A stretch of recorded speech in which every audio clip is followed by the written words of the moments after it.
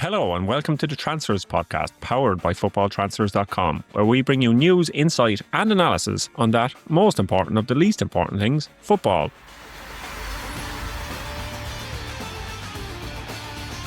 I'm Ronan Murphy and I'm joined this week by Duncan Castles. Welcome back to the show, Duncan. Good to be back. Enjoyed the quarterfinals of the Champions League the last two nights, and looking forward to talking about the ramifications of that and what various clubs and national teams are planning to do going into the summer.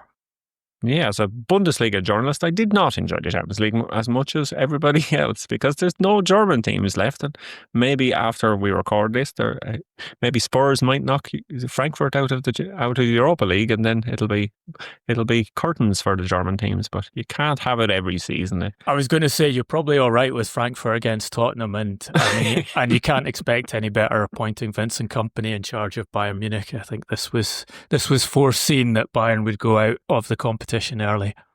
Yeah, I think there was one kind of incident last night that summed it up. The goalkeeper went up for a free kick that you would imagine was going to be pumped into the box, as you do when you're running out of time. And no, they went short and then absolutely failed in creating any sort of opportunity whatsoever. And that was like, maybe Vincent Kompany is too clever for his own good. We'll see what happens if he'll still be there for the long term. But for now, obviously, we have an interesting show to talk about. This summer's transfer moves that will be coming up in the market. But Real Madrid is kind of the main talking point, because as bad as Bayern Munich were, Real Madrid were even worse. And their future, there's a lot to talk about there.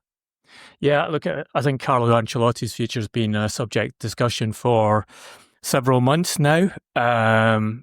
Pressure being placed on him for what is being regarded as a substandard season. And we went into that game against Arsenal with the expectation being that he had to get through and probably had to win the Champions League to be allowed to stay on. He's been quite open about his own stance for a long time now, saying he will leave the club when the club decides they want to part company with him. He's not going to seek to leave. He's not going to step away from a contract that runs until 2026. He'll let the club make that decision, and he'll say thank you when he exits. After the game last night, he said it could be this year, next year when my contract runs out. There's no problem about it. But when I'm done here, I will be grateful to this club. It could be tomorrow, in 1 year, in 10 years. But I'll be grateful to this club, and that's it, full stop. We know what the Spanish press are like. I think you can see the way Real Madrid fans are turning against him and blaming him for a season in which there are lots of other explanations when you just have to look at the lineup they had to use against Arsenal, the weaknesses in defence, the relative lack of quality in midfield, and still trying to solve those problems of combining Kylian Mbappe and Vinicius Jr., someone we've talked about a lot, about his own discontent at the club and him playing with an offer from Saudi Arabia to try and get a bigger contract at Madrid. So it's not been an easy place to manage. But what I've been guided for a while is that Florentino Perez is likely to go down the route he has in the past, which is when the squad he's assembled is misperforming, the cheapest solution is to change the coach.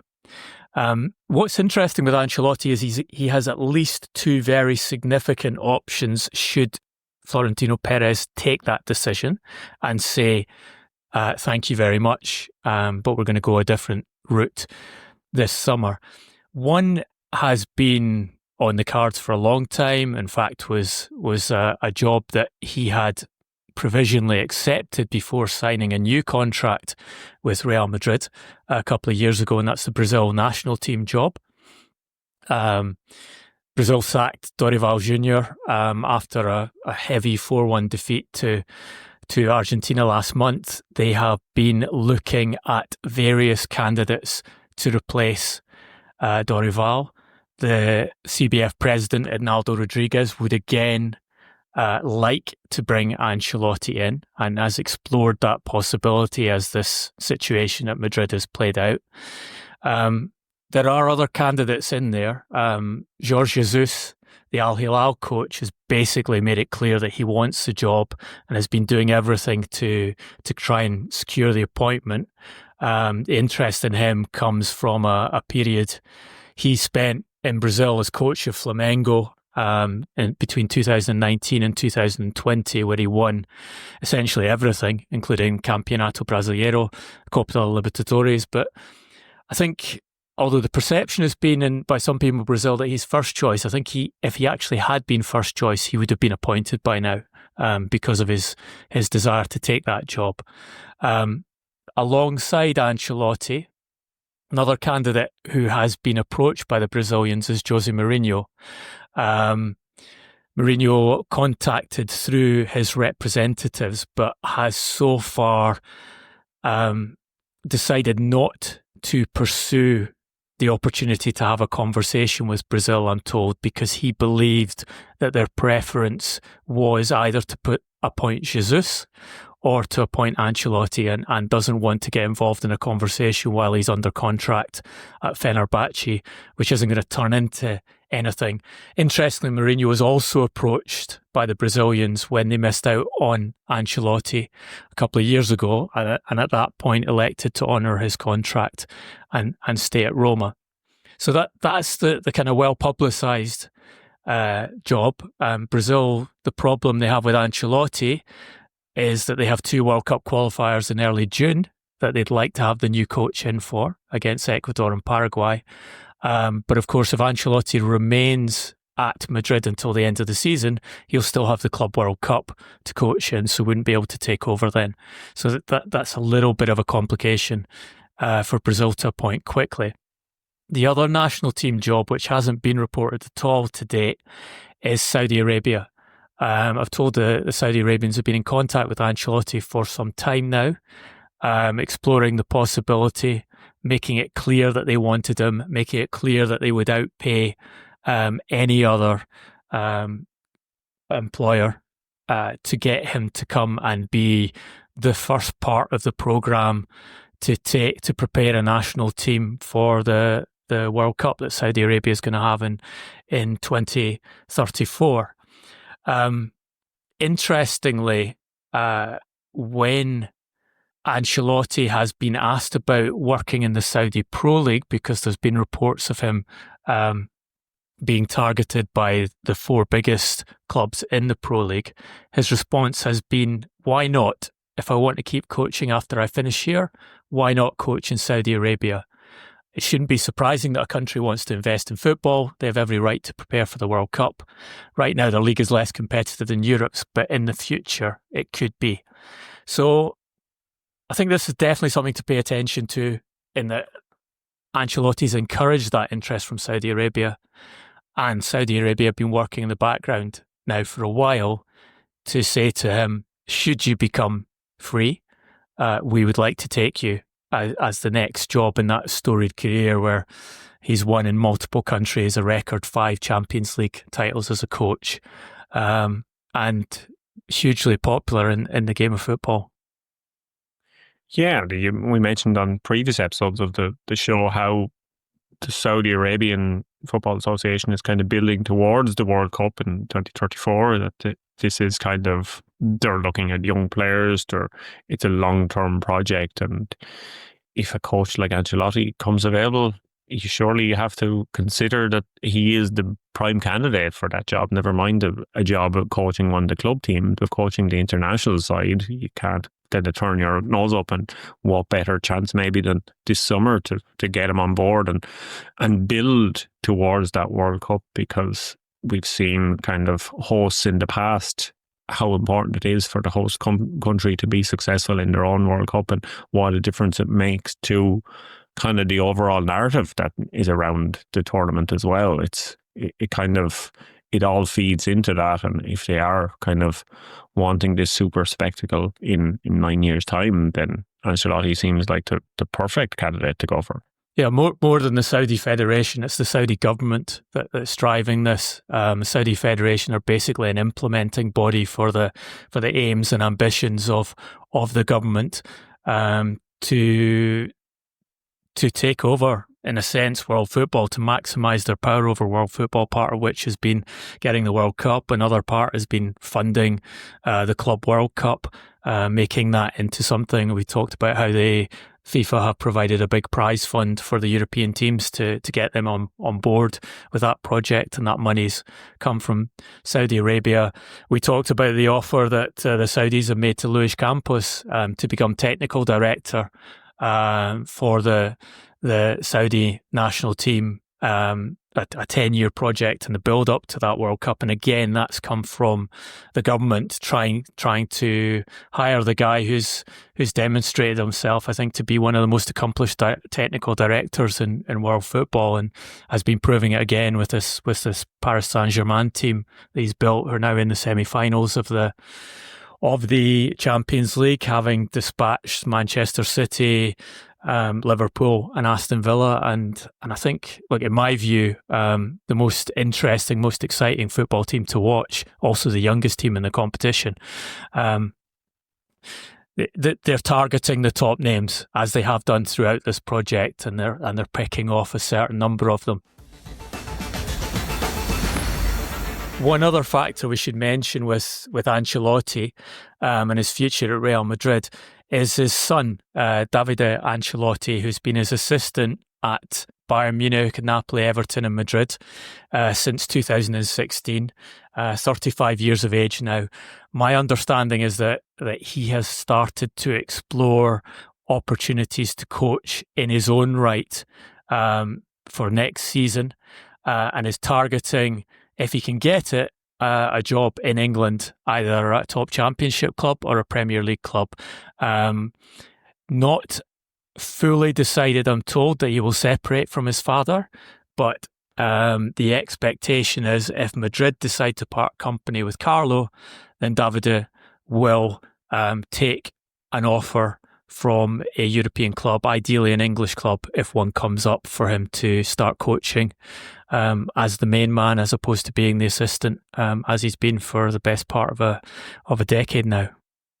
Yeah, when you said that he was up to something, I thought you were going to say he was starting to learn Arabic, and that would have been the best example that his dad was going to be the next Saudi Arabia head coach. But yeah, he obviously has a huge name, big pedigree, and he would want to prove himself, that he move out of his father's shadow and prove himself. And we've seen it with plenty of coaching kind of family trees before. And yeah, we're seeing an Inzaghi in the Champions League semi-final as well. So yeah, it's going to be an interesting one to see where he goes next. Another team who are in the Champions League last four is Barcelona, but their financial problems, they aren't going away at the moment, and I think you have news that one of their biggest names, or one of their kind of brightest prospects, could be on the move, or could be of interest elsewhere to a rival club, I suppose we should say. Definitely of interest elsewhere. You're right to flag up the financial problems at Barcelona, the never-ending financial problems, the never-ending accountancy tricks they use to try and register as many of the players as they've signed as possible. Obviously not the only club involved in accountancy tricks in a month in which we've seen Chelsea sell their women's team to themselves for £200 million, which is a quite absurd sum if you think about it. £200 million for a women's team that I think turns over 11 million of revenue a year, which basically, as Roger Mitchell, contributor to this pod on occasion, and one of the best figures in football finance and in European football, pointed out, 200 million would probably get you Rangers and Celtic combined, never mind buying a women's team. But Barcelona, I think they're going through their third set of auditors in 12 months in order to try and get the accounts to work. And these latest financial problems that have been reported have seen some reports that Manchester City would try and move for Lamine Yamal, thinking that there could be an opportunity to exploit Barcelona's difficulties and get their best player. I think you, on the excellent podcast you did with Paul McDonald last week, Paul pointed out that Lamine Yamal's estimated transfer values is the second highest in global football at present, at just short of 175 million euros, just behind Erling Haaland. And he is currently going to be out of contract in June 2026. Last summer, the price he was being offered around European clubs too, in case Barcelona had to cash in, was 200 million euros. That was the figure being mentioned by his representatives in those discussions. Suggestion being that might continue, but guidance I have is that Yamal will sign for Barcelona, that the new contract is essentially agreed in all parts, which has actually seen Yamal talk about him hoping that he would sign the contract soon. In an interview this year, he said, "At the end of the day, Barca is the club of my life. I hope to renew my contract with them and to be with them for as long as possible." And yeah, the guidance I have is that the contract is there, it's in place. The block has been that he doesn't turn 18 until July. Once he turns 18, he can sign a 5-year contract. Before that date, he cannot. And they're waiting until the second half of the summer, the second accounting period for UEFA purposes, before formalising a deal that's already been agreed there and announcing his long-term stay at Barcelona.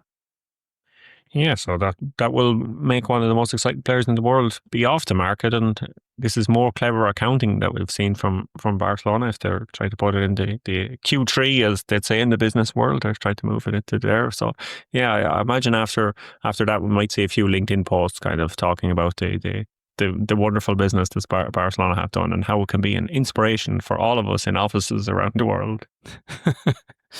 I think they have no choice in this, and that's where Yamal's been in a strong position. Even though he's talked about wanting to stay there, you can't afford to lose a player of that level. You have to do whatever is required to do. What I think will be interesting is to see what Barcelona have to do with the rest of their squad. If they do not sort out these financial issues, we know La Liga is gunning for them, as it has been for years now. I think there will probably have to be sacrifices made.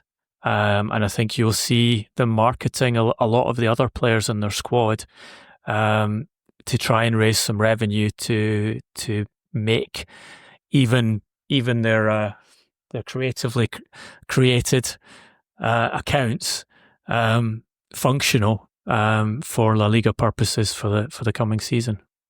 Yeah, there could be a feeding frenzy around Barcelona this summer if that is to happen, with a lot of players kind of moving out. But before we move on to the next team or the next topic of discussion, I want to remind our listeners and our viewers to complete our audience survey. We'd really appreciate it. The comment is in the description of the show, and we reply to the social media post with the link to it. It really helps us kind of provide our listeners, our viewers, with what they want on a more regular basis, and it helps us provide a better show.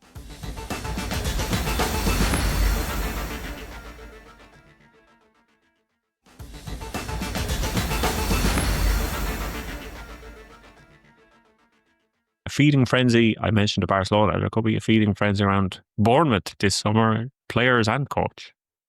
Yeah, let's talk about the coach first. Andoni Iraola,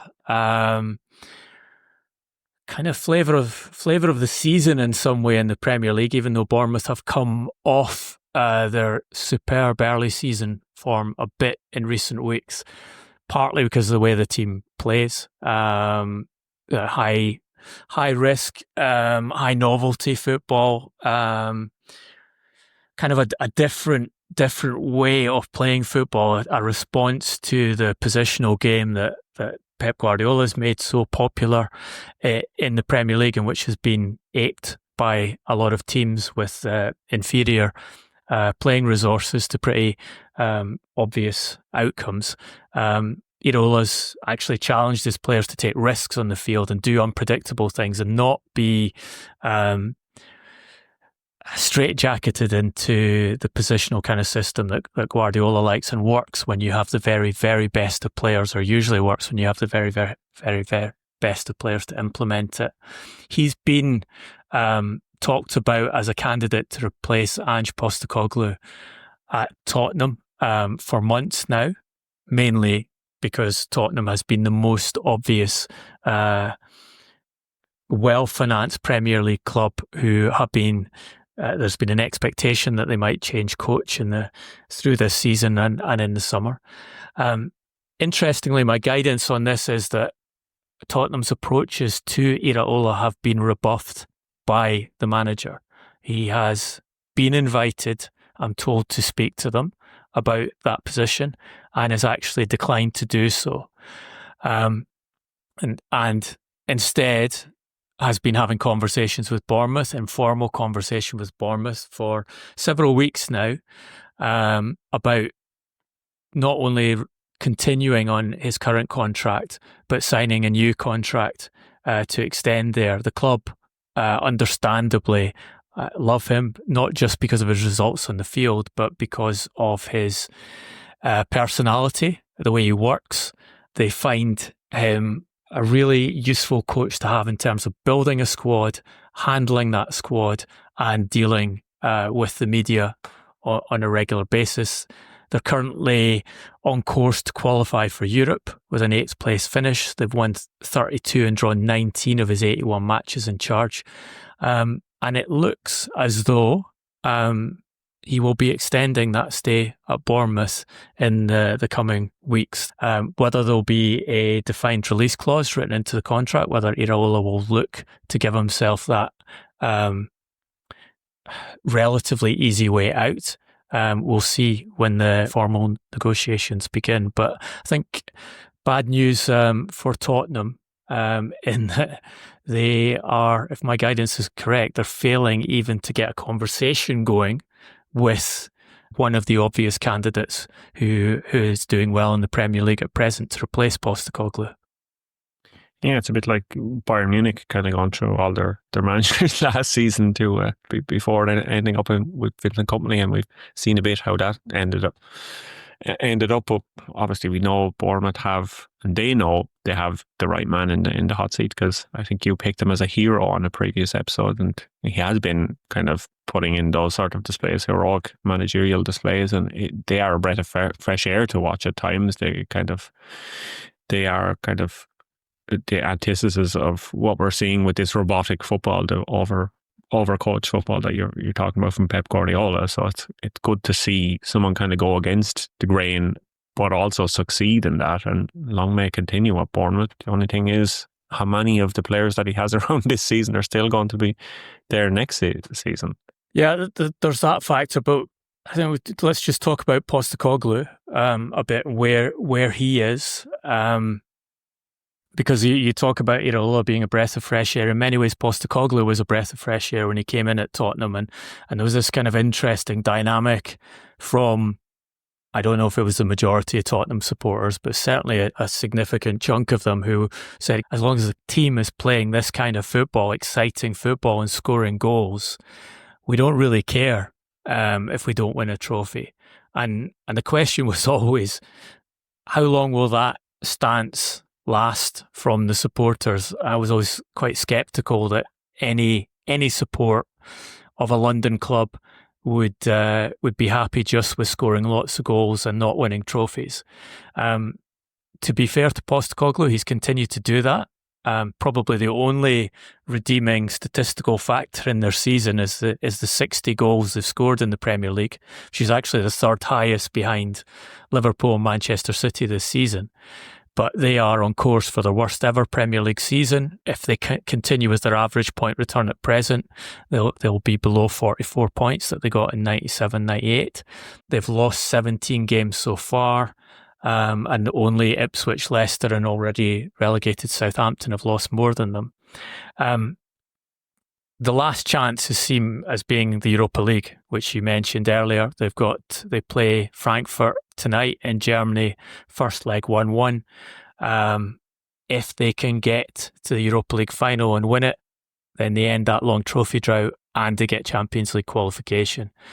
And that you would expect would be enough for Postecoglou to remain in position, assuming, of course, that Daniel Levy doesn't decide to sack him immediately before the final to prevent him from winning a competition, because he's already decided that he's going to change him, as has been his want in the past.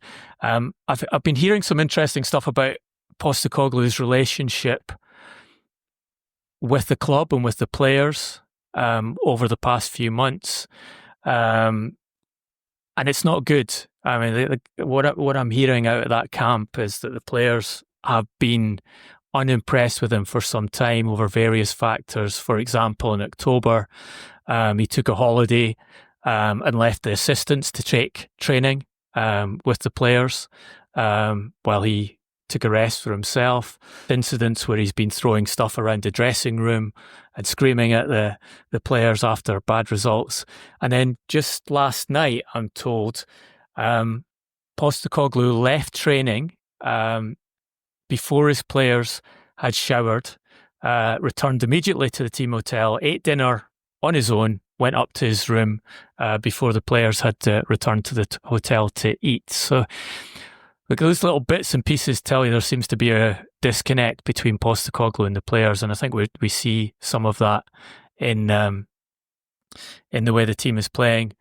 And it really isn't a surprise, given, as we've discussed in this podcast several times, the methodology he uses, the dogmatism of his methodology, the number of injuries, muscle injuries that result from the way he has the team playing, and the way the team are exposed to opponents because he insists on them playing this high line, hyper attacking styles. Eventually, any group of players, I think, if the results don't come under those circumstances, will turn against the coach.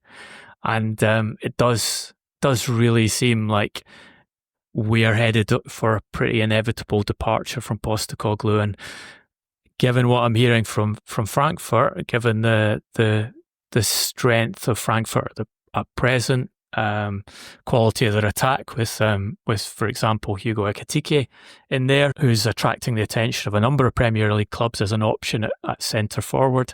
It wouldn't surprise me if Frankfurt knocked them out tonight. Yeah, it wouldn't surprise me either. And when you said he had left training earlier, I thought it might be to go to the Stedel Museum to see the Rembrandts and Van Gogh paintings, but no, it was to go back to his room, which I imagine is like every other hotel in every other city in the world. So he wasn't taking in Frankfurt's sights, but yeah, he might be taking in Frankfurt's sights on Thursday night in the Europa League, because Ekitike has been on fire this season and is scoring plenty of goals. And I saw the most interesting stat I've seen this season, that Frankfurt have the second most goals in any of Europe's top 5 leagues by French players. Number 1 is Real Madrid, thanks to Kylian Mbappe, but number 2 is Frankfurt. So they have more goals from French players than even any team in France. So yeah, this is Ekitike's team. He has the vast majority of those goals. Bahia and Abembe have the other ones, but yeah, Ekitike can cause problems to any team, and yeah, it could be a good dress rehearsal for him if Premier League teams are sniffing around to score a couple against Tottenham and knock them out of the Europa League. Well, look, Newcastle United tried very hard to sign Ekitike before he moved to Paris Saint-Germain, and ended up taking Alexander Isak instead. There are obvious similarities between Ekitike and Isak in terms of physique and pace, and the quality of goals they score. And if a club was to put the huge amount of money down that would be required to convince Isak to leave Newcastle United, and I think it's a very big if now that Newcastle United look in good position to get Champions League qualification, then you could see Newcastle United coming back for Ekitike as a almost natural replacement for the player. Although the word from Germany is that the asking price for Ekitike from Frankfurt is heading towards 100 million euros already. Other Premier League clubs have had a go in the past. For example, Brentford tried to take the player on loan, I believe, around the time Frankfurt actually managed to get him out of Paris. So definitely a player to watch this summer, and to watch tonight, and to watch in general, because the quality of his attacking play is exceptional. Yeah, they are and continue to be one of the kind of teams that continue to develop players. We've seen defensive players go, we've seen attacking players go. Omar Marmoush, obviously the most recent example of that, because he's been excellent at Man City and he's kind of lived up to the hype that I was saying when they signed him. So yeah, they are a team that's brilliant at developing players, and Ekitike just seems to be the latest one of those.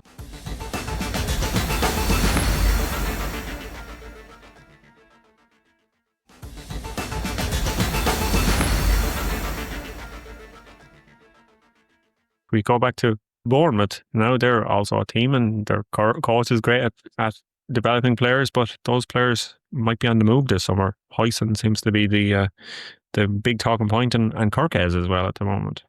Yeah, Dean Donny Huijsen. I like his middle name. Just turned 20. 2-footed centre back, born in the Netherlands, moved to Spain. Called up for Spanish under-21s in March last year, and a full Spanish international since last month. He will move this summer. There is extensive interest in him, both at top European clubs, but also at the top end of the Premier League. Liverpool, Arsenal, Newcastle United, Chelsea, Tottenham have all expressed an interest in signing him. The reason he will go is he has a defined release clause. An accessible release clause in terms of his performances and his age and the style of centre-back he is, of £50 million. And Bournemouth are expecting him to move and are kind of working on the basis that he will have to be replaced this summer. Interestingly, while he's one of the quickest centre-backs in the Premier League, if you look at our SciSports analytics, he comes out as no better than average in his passing. A good dribbler for a centre-back and a very good presser, very good at winning the ball. But his passing, which you often hear people describing how good his passing is, in terms of the complete analytics, looking at short, mid-range and long-range passing and the outcomes of those passes, he's only average on SciSports analysis. I've talked to a few recruitment people about him, and they actually, while they like Huijsen, one of them in particular said he thinks Ilya Zabarnyi, the Ukraine centre-back, his partner in defence, is the better of the two. And I think there will be efforts to sign Zabarnyi in the summer, but I think those efforts will probably be rebuffed because Huijsen will move, and obviously Bournemouth won't want to lose their two starting centre-backs in one summer. They also have various other, because they've had such a good season and because they have a wealth of young players in that squad, they have various other players who are being targeted. You mentioned Milos Kerkez, the Serbia-born Hungary international. We actually flagged him up last summer as a target for Manchester United at left back. Manchester United felt the price was too high last summer when they were talking about 40 million being the asking price. I think that asking price has gone up now. His estimated transfer value, again looking at the SciSports measurement, is 61.6 million, which is incredibly high for a fullback. Only Jurriën Timber, PSG's Achraf Hakimi, Barcelona's Alessandro Balde and Manchester City's Josko Gvardiol have higher ETVs in world football at present. Kerkez, as we said last summer, very ambitious, quite a difficult character to manage, particularly his father, who represents him, causes, I'm told, a fair amount of problems for clubs to keep him in line, and has been pushing for that move away. And I think if one of those prominent suitors, and Liverpool are the most prominent, Liverpool looking to strengthen at left back, come in with an offer, there's a very good chance that Bournemouth will accept and let Kerkez move elsewhere. One other player who's excelled this season and Bournemouth are expecting approaches for is Antoine Semenyo, the London-born Ghana international, 25-year-old, primarily a winger, but has played at centre forward quite a lot this season because of injuries to Bournemouth's other attackers. Super quick, 8 goals and 5 assists in 31 Premier League appearances this season. And his estimated transfer value over €45 million at present. Yeah, I think that's probably only going to go up with the way he's playing and the way Iraola has him playing at the moment. He's kind of one of the most exciting younger players in the Premier League at the moment. And I suppose that the players that you listed were some of the most exciting young players in the Premier League at the moment, and they're all going to have huge careers, probably huge careers away from Bournemouth, but they're setting down a marker this season. But yeah, it'll be interesting to see how Bournemouth manage kind of this turnover in players if these key players do leave, because we've seen teams obviously before in the past when they do have key players like this move on, that it's hard to replace them, and it's hard to keep the kind of same level of play there. But the best thing they're doing at the moment is keeping the head coach around. So yeah, they're starting from the top, and then they'll work out the rest when it happens. I was just going to say, they've been exceptional in recruiting young players and developing them rapidly in the Premier League. So it's actually very interesting to watch who they bring in. They obviously have Thiago Pinto as the sports director there, the group sports director there, who's been responsible for a number of these signings. Huijsen, for example, only brought in last summer for an initial €15.2 million from Juventus. They already have a striker signed and ready to come in the summer, who they have high expectations for. Eli Krupi, a 19-year-old that they signed from Lorient in France in February, just after the January window closed, who they will bring in the summer and use alongside Evan Nielsen as a deputy to Evan Nielsen, and let him develop. And look, they haven't got many wrong so far, and if they keep Iraola as expected, you've got a defined system to play in, which obviously allows these players to develop well. And I think we're going to have more entertainment from Bournemouth, both in the market and in this coming season.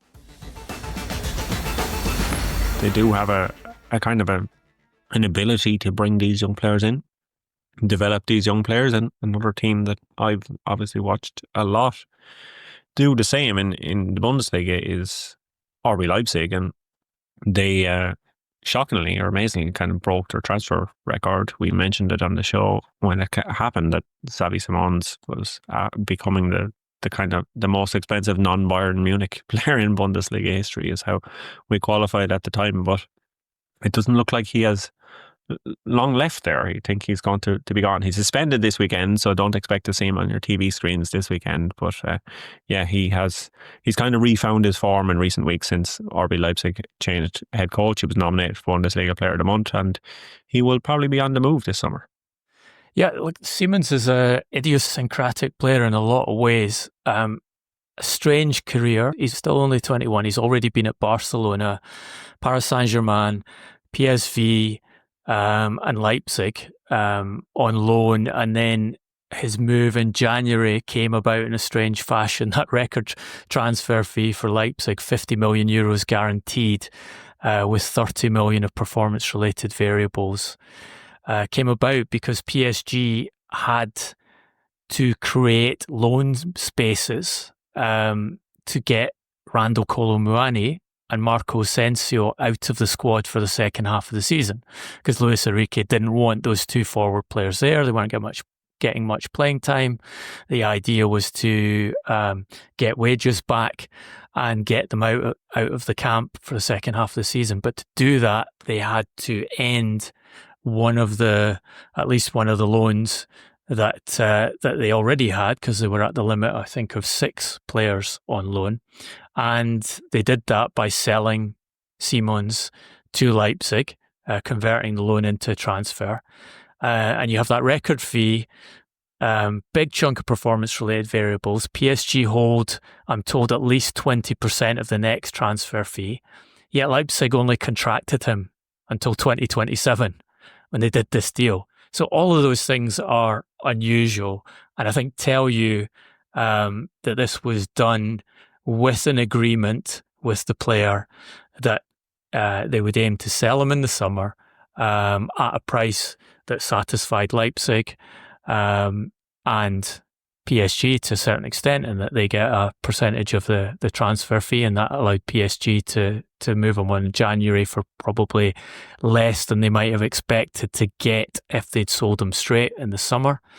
As a reference to this, our estimated transfer value on him is 79.9 million at present, so that sale price was less than the valuation.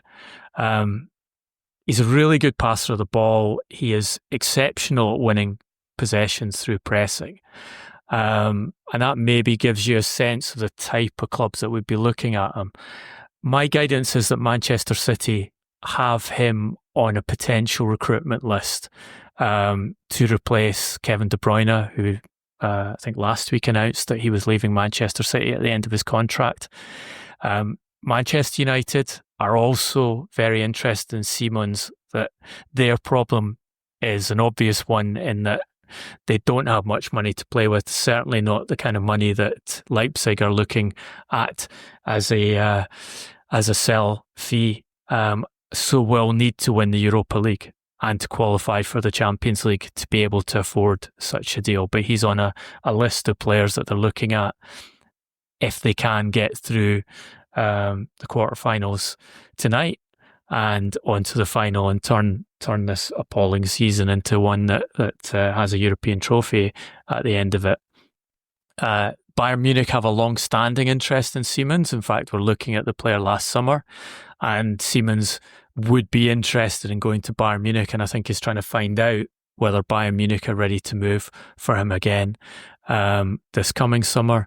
And I'm also told that Liverpool have asked questions about the player. And again, you look at the style of his play and you could see why he would be a fit to the way Liverpool play. So top level clubs, at least in terms of budget. I don't think we can call Manchester United a top level club in terms of performance anymore. And again, summer after summer, Simons is the focus, but I think everything is set up for a sale this summer if they can convince one of those clubs to come in and spend the money that Leipzig want for him. Look, another player in Germany is in that category of player that top clubs are looking at, and for example, Manchester City have as a candidate to reinforce their midfield is Florian Wirtz. But his asking price, I understand, is now 150 million euros at Leverkusen.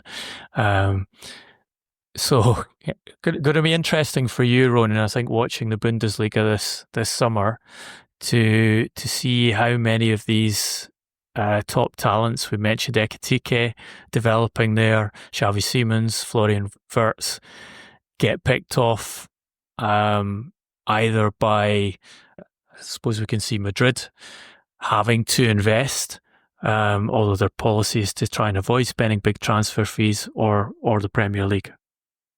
Yeah, if you look at Madrid getting knocked out, one of the reasons maybe they weren't as effective against Arsenal is that they weren't really creating anything from midfield. The midfield players are kind of enforcers, or Valverde, we know he's kind of, we talked about him a lot on the extra podcast last week about how he's such a versatile player, but maybe they're not getting this creativity in midfield that a Xavi Simons or a Florian Wirtz provide, the players that are capable of unlocking defences. And Real Madrid need a player like that, but whether they're willing to spend is a different question, and something that we've spoken about before. And the money that's been talked about for Wirtz is astronomical, and there's very few teams that are kind of willing to pay that sort of money. Bayern Munich have been interested in him. Uli Hoeneß, the supremo around Bayern Munich, I know he's not technically wanted or their board or anything like that anymore. He's not a sporting director or anything like that anymore, but he has met with Florian Wirtz's family. He's given them financial advice, apparently, but yeah, I'm not sure I'd take financial advice from Uli Hoeneß, knowing his past, but yeah, he's given maybe sporting advice, and he's claiming that it wasn't to try and get him to move to Bayern Munich, but Bayern Munich want Florian Wirtz at the club. There's no surprise there. He is the best German player. He is the best upcoming German player. Him and Musiala, it'd be the perfect kind of Bayern Munich partnership. They always want the best local players, but Florian Wirtz's price tag is going to put off a lot of teams, and you kind of wonder how long it will be before Bayer Leverkusen will have to lower that price tag, because they're not in the market for turning down 100 million offers. So the guidance I have on Bayern Munich, just talking generally about how this summer's transfer market is going to be, is that they are tight on financial fair play. They don't have a lot of money to play with unless they make sales, which suggest that Wirtz would be difficult for them. Something that's interesting with Wirtz is that his contract has two seasons to run, I believe, after this coming summer. So he is actually in that position where if Bayern Munich wanted to use a tactic they've used in the past, which is to say, run your contract down, get the price down, we'll do a deal when you've only got 1 year left. They could apply that if he decided that's where he wanted to go. And obviously, that's very much a tactic that Madrid would use and do use for players that they decide, elite players they decide they want to bring into the club, but they don't want to deal on the huge transfer fee. Do you have a sense, Ronan, of how Wirtz and the people around him are likely to respond to a scenario like that? Are his representatives the type who would deliberately run the contract down to get a lower exit, or is he more likely to say, I want Leverkusen to benefit from the sale, so please put the money up now if you want me to sign? I think it's a bit of both, because we've obviously seen how Leverkusen signed him in the first place was from Cologne, who's their bitter local rivals, and people around Cologne weren't happy they got him as a teenager, so he's technically a signing rather than an academy player. But yeah, I think at the moment he's very kind of, him and his family are very involved in kind of everything he does, are very appreciative of what Leverkusen have done for him, the trust that they were shown in him. He was kind of, even when he was a student, they were kind of playing him, and they saw him even then as the future of the club, someone who could develop with the club. They could develop him, he could develop the club, and it's worked successfully. Obviously, they stopped becoming Leverkusen last season and won the Bundesliga invincible. So yeah, it is the case that he appreciates what he's got at Leverkusen, and the initial plan was that he would stay around at Leverkusen for another season, that he would still be there next season. But I think his head has been somewhat turned, and the Bayern Munich invest is part of that, and the way that they're going from, obviously financial problems are going to be difficult there. But I think he feels he's come to the stage where maybe Leverkusen aren't challenging for the league this season after they did last season, and he thought they would this season, that he's come to the stage where he feels he can make that next step in his career, that he doesn't necessarily need to stay at Leverkusen anymore. So I think he will want to move, but he also will want Leverkusen to get a decent amount of money for him, because he knows what they've given him, and he's given them a lot, but they've given him a lot, and he will want to repay that faith somewhat. So I don't think he's kind of the player that will just kind of pick up tools and force the move. I think he is a player that will want to reward the club for giving them faith in him. Before we hop into the hero and villain segment of the show, we will encourage some of our listeners and our viewers to download the FootballTransfers app. We have launched an app. FootballTransfers.com has launched an app where you'll find the latest transfer news, the latest rumours, the latest player values, the ETVs that Duncan has mentioned on the show today and continues to mention. You find the estimated transfer value of every player in the world there. So yeah, it's interesting to see. And if you want to find out, you can get it on the app, and we'll give you push notifications on the latest news as they happen. So yeah, keep abreast of transfer news by downloading the FootballTransfers app. But for now, the hero and the villain of the week, I know Duncan is going to go for the villain, so I'm going to pick a hero, and I'm going to pick Mo Salah and Virgil van Dijk as my heroes this week, because they both signed the new contracts at Liverpool. They're both officially Liverpool players next season. The kind of long-running saga is over there, and it's fantastic to see them back at the club because of all they've done for the club. It's going to be fantastic to see Salah back in the Premier League again next season, because he has been the best player in the Premier League this season. Virgil van Dijk has been the best defender in the world for a large part of his career. And long may the abuse continue from Liverpool fans who remind me about the time I said they should have signed Lewis Dunk instead. Does Virgil van Dijk get his own throne to sit on while he signs that new contract like Mo Salah did? I'm not sure Dutch king has the same ring to it as Egyptian king, so I don't think he got the throne. So villains of the week, maybe villain of the season. Maybe it's actually what VAR should stand for, is villain-assisted refereeing.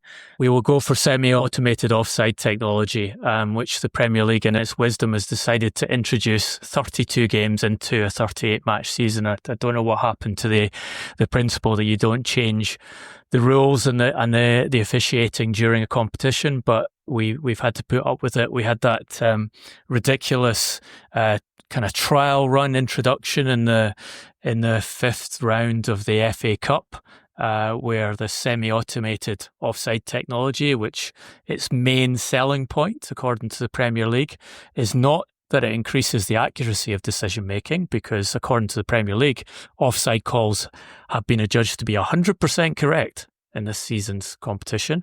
It's just, it reduces the average decision time for close offside calls by approximately 30 seconds. That's how they sold it. But then in that FA Cup fifth round, we had a 8-minute VAR check to decide whether Bournemouth's goal against Wolves, scored by Milos Kerkez, was a good one or not. And the explanation of why it took so long was that they had a congested penalty area.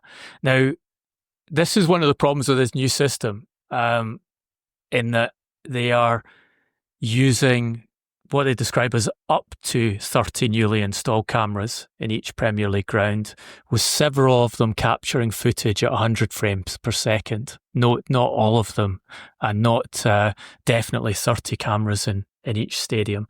And then they use this data from the cameras to create, again, up to 10,000 surface mesh data points per player, to track where the players are, to track where the ball is when the ball was kicked, and to see if the player was offside or not. The big problem I have with this system is nobody, not since UEFA have been using it, not since FIFA have been using it, and they're using a different version. The Premier League decided to go with a different technology provider, a different set of software, a different set of camera mechanisms to assess it. None of them have actually demonstrated that the system works. You can't find it anywhere from the Premier League, from UEFA with FIFA, a demonstration of proof that handing over the decision-making process to computers and to cameras and to what are described as artificial intelligence models that are building a representation of what's going on the pitch into a computer system, and that representation is then used to decide whether an offside has happened or not. How accurate that system is. We're supposed to trust that the system works consistently, which Bournemouth demonstrated that it doesn't in the season that it's been brought in, and it's entirely accurate. I think in the previous podcast we mentioned the problems with semi-automated offside technology in the Spanish league, where again they use a different system, in that a goal that Robert Lewandowski scored was flagged as offside when the system had confused the striker's leg with that of a Real Sociedad defender. And that was only kind of identified by supporters, by media after the game, when they compared the real images, the broadcast images of what had happened, with the computer simulated image that is shown on the screen to tell us whether the player is offside or not. And the Premier League have got the system set up in the same way as UEFA have, in that they don't overlay that image which demonstrate or supposedly demonstrates whether players onside or offside on the broadcast footage. They just show a computer image that's been generated by their technology and say, well, look, this computer image shows the player's onside or offside, so he's onside or offside. You don't have the ability as a viewer to check that image against the broadcast feed immediately. And I think that this expectation that we should just accept that they've developed a system that works perfectly, works better than the already malfunctioning VAR, because they're telling us that it works better, is unacceptable and really poor for the game. I'm not sure whether it should be changed from semi-automated offside technology to semi-automated offside. Trust me, I think that's the appropriate title for what the Premier League, UEFA, FIFA want us to go with when watching football and deciding whether these key decisions in crucial games are fair or not. Yeah, so we're going to have up to 5 complaints per match from Duncan on social media after these VAR decisions. Well, look, you got last. I complained about the VAR in last night's game because, again, the Real Madrid Arsenal game, again, you have a penalty given that I don't think many people saw in real time. Certainly the commentators on the feed I was watching didn't know what was going on. The referee hadn't seen it. The linesman hadn't seen it. They give a penalty early in the game against Real Madrid for a player grabbing at a corner kick in the box. And then, 10 minutes later, they overrule a penalty given by the referee for the same offence, maybe not done in quite as aggressive a manner, but Declan Rice was definitely holding Kylian Mbappe as he tried to go for the ball. They overrule that and take, what was it, 6 minutes to make a decision, a subjective decision, on whether the holding offence was sufficient to warrant a penalty. I do not see how football benefits from that kind of intervention. I think it was a better game to watch with less distractions, with less points of controversy, when we just said the referee on the field, we trust him to be the best man to make the decisions, and the final decision stays. And let's not over-argue every single major incident in the game and have, on a regular basis, interruptions coming from people watching a screen saying, "Oh, I found something in there that I'm not happy with. Let's rule that goal off, or let's send that player off." Maybe just the natural step from here is to turn it into NFL and make the VAR decisions advertisements. So yeah, this VAR decision is powered by whoever. Yeah. Look, we talked about Postecoglou earlier, and a few weeks ago, I mean, Ange Postecoglou complains pretty much about everything these days, but he has consistently complained about VAR and consistently voiced what I think is a very logical position on it, that it doesn't benefit the game for various reasons. But a few weeks ago, he talked about how we're headed in a direction where we get rid of the referees and we let artificial intelligence referee the games. And I don't think he's being all that sensational about it. I think we are headed in that direction, and we're trying to add more and more technological intervention to solve a problem that's been caused by the technological intervention. Yeah, AI is coming for all our jobs, and I'm just trying to get to host podcasts, and then I can put the feet up. Why bother having the footballers on the field? Let's just have an artificial intelligence generated simulation of the game refereed by artificial intelligence. That would be really good to watch. Yeah, The future is now, old man. So you've been listening to the Transfers podcast, powered by FootballTransfers.com. If you liked what you heard, spread the word. Please follow, share and rate us. You can message us on Instagram, YouTube and Facebook at Transfers Podcast. Our Twitter and Blue Sky address is at TransfersCast. I'm on Twitter at SwearingUpPaul, Instagram at GoldRonan and Blue Sky at Ronan Murphy. Duncan is on all of them at Duncan Castles. He has a much better job of keeping the same username everywhere. Our production is by Mark Hoffield at Pro Podcast Production, and our music is by Mark Hoffield and David L. Stay safe, be well, and thank you for listening. And fill in the audience survey if you've got a minute. Thank you. Cheers. He did the transfer window. He and McGarry, who left us and wasn't known for a couple of years. Duncan was low. Now he's back with a new show. It's called The Transfers. It's where everyone's gonna go. The transfers, the transfers, the transfers. Where everyone's gonna go. Where everyone's gonna go. The transfers, the transfers, the transfers. Where everyone's gonna go.